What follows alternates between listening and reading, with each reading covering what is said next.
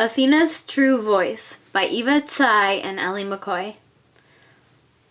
On a quiet, misty morning, when the moon has gone to bed and the sun rises in its throne, the owls will start to rest. Athena wakes up from her beauty nap to find Prometheus yelling in her head. "Wake up, you lazy ass!" Prometheus yells. Athena slowly wakes up, groggy from getting almost no sleep. She gets up to check in her mirror to see if her beauty rest had paid off.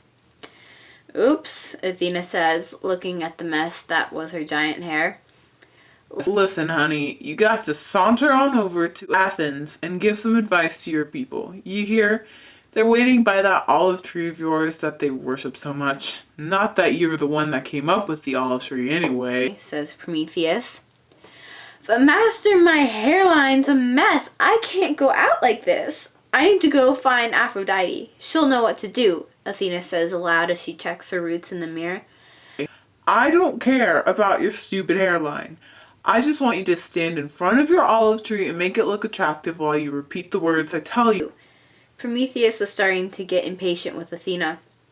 All right, stop the whining, I'll go. Just give me a second. My hair needs to be fixed or my Athenians won't be struck by my power," Athena replied, rolling her eyes. "Well, technically they're my Athenians too, remember?" says Prometheus. "Right," Athena says. "And say exactly as I say. Nothing more, nothing less. Your stupidity will give us away.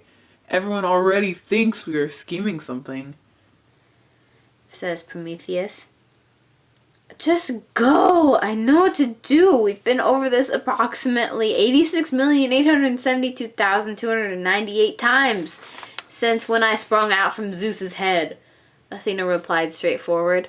Although Athena did not have much knowledge about the human world, she was a damn good actress. Next scene. "My lord, it seems as though Athena is continuing her act. We must see to it to let the people of Athens know the truth. Prometheus and Athena's little game of trickery will go on not much longer." The leader owl and his second in command, two now extinct owls, turned back to look through their looking mirror that allows them to watch Athena and Prometheus. Their plan was about to begin. Section 1, Part A of Plan Truth begins in T-50. Next scene. "And so, my fellow Athenians, this olive tree must not be used in waste. This olive tree must not be used in waste. But instead, you must preserve this olive tree. For soon you will need it too."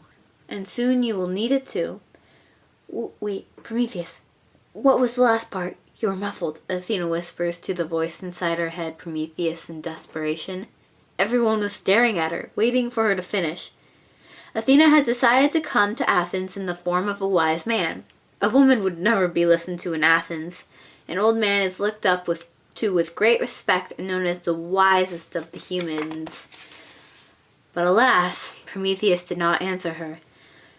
"For soon you will need to use the olive tree for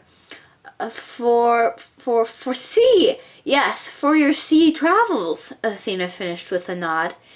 "And with that, I will now say goodbye for my time. Yes, my time is up, and the gods are calling me." And with that, Athena flew up in the air in the form of an owl and zipped back to Olympus. When Athena sat down in her chambers, she cursed at Prometheus. Unfortunately, he did not respond. Now getting worried, Athena made her way over to Prometheus's castle to see where he was and what was happening. Upon arrival, Athena saw no sign of Prometheus. Eventually, Athena called on one of his servants to see if anyone had an idea. The servant, however, was of no use. "There were these owls that asked to see him a while back.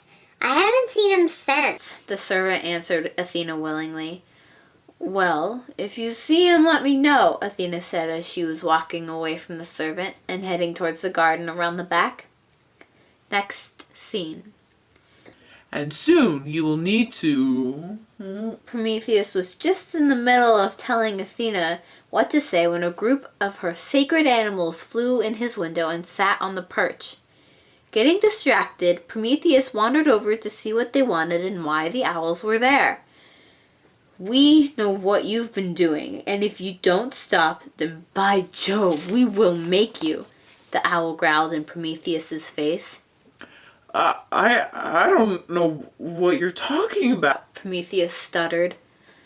"I think it's time for you to tell the gods about Athena's duplicity," the owl spat. Duplicity? Prometheus was taken back. You must have the wrong perch. Prometheus said, shaking his head nervously. Turning away from the owls, Prometheus tried to go back to talking to Athena. "That's it!" the leader owl roared. He had enough of their act. He wanted the truth to get out. Their game was going to end, and soon, and the gods will reward him greatly for his cunning mind that won the game they created. The leader of the owls signaled to his men, or owls, and all of a sudden Prometheus was being lifted into the air and out of his room. Shocked, Prometheus realized that he was being taken from his home, ripped out by the claws of these blasted owls. Put me down at once! What is the matter with you? I've done nothing wrong. Prometheus started screaming at the owls. They were insane, driven to idiocy by the fact that they didn't approve of the image him and Athena had created. The owls said nothing, looking on straight forward with their eyes fixed in concentration. Listen, Prometheus continued.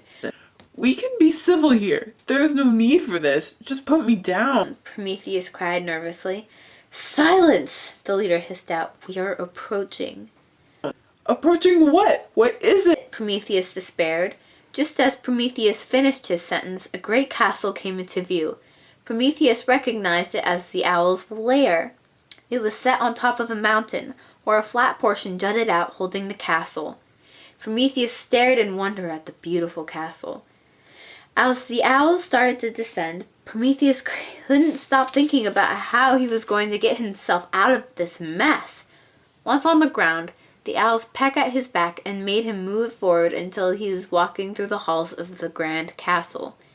The owls finally allowed Prometheus to stop when he is standing in front of a large cage surrounded by stone walls and floors.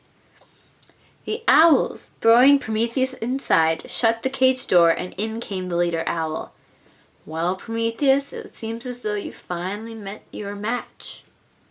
Next scene. "You, my friend, are here because you are my candy," the leader owl explained. Prometheus, not quite getting it, looked up questioningly. What? "You see, once I tell Zeus all about your scheming with Athena, he will have no choice but to punish you.